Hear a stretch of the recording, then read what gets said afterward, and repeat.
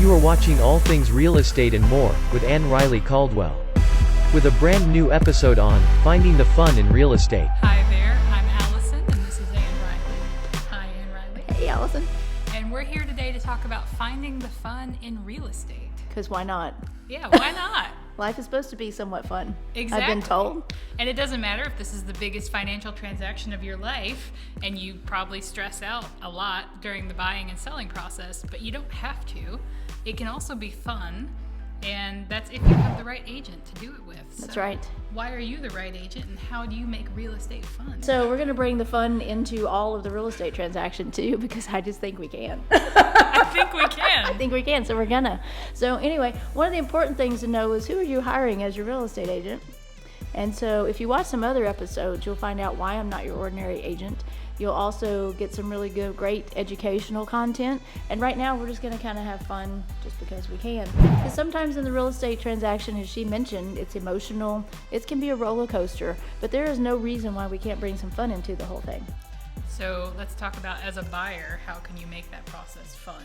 Well, it's fun to go look at houses. It is. It is. And, you will be surprised, particularly if you're a first-time home buyer, those pictures that you see online, not always what the house looks like when you get there. And so you're laughing too. don't tell everybody, but I'm just telling you. Sometimes the pictures look worse, but more often than not, those pictures look way better than what the house looks like. It's also really hard.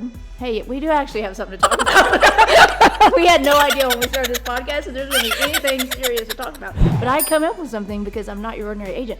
So, it's interesting because, again, particularly first-time home buyers, when you haven't seen a lot of houses, it's really, really hard to piece the pictures together to figure out what the floor plan looks like. Oh, yeah. Sometimes it looks open. The room's like this big.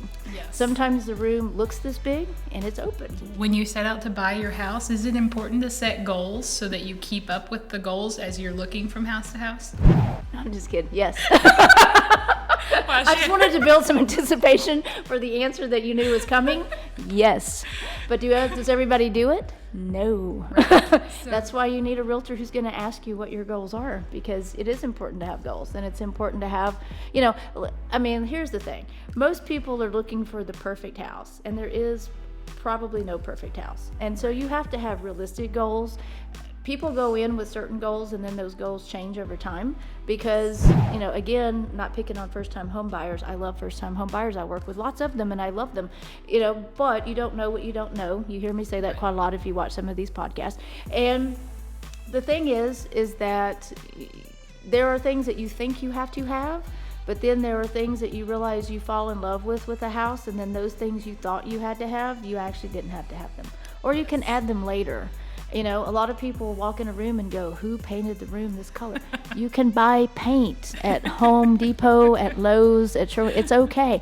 So you really have to separate the things that you can change after you move in from the things that you can't change. You can't pick up the house and move it somewhere else. So that's why you hear location. Location is very important. And again, some people think they have to have a certain location, but then they find a house that they love, and now all of a sudden the location is not so important. So just realize that on that journey of fun that we're going to have, that things are going to change, and what you thought was going to be fun, or what you thought was going to be mandatory is not as mandatory as you thought. So I just say have an open mind. I'm never going to push anybody into buying something that they don't really want to buy, or selling if they don't really want to sell, because that's not my job. It's not fun. And it's not fun. That's really not fun. So don't let anybody make you do something you don't want to do, but at the same time, I do have to point out certain things for your benefit, because there are just certain things in certain price ranges you're not going to find. A lot of people want a $500,000 house on a $250,000 budget, and so we do have to take a little fun out of it in order to be realistic,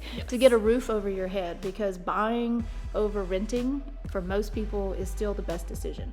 And your first house doesn't have to be one and done, as I say. So think about it as building equity and then moving up to that $500,000 house you want. Yes. So don't be disappointed if you don't get everything that you want right away, because it is a financial transaction. It is a process. We hope you enjoyed watching All Things Real Estate and More with Ann-Riley Caldwell. To learn more about Ann-Riley, or for your real estate needs, visit notyourordinaryagent.com or call 615-930-0313. Thanks for watching.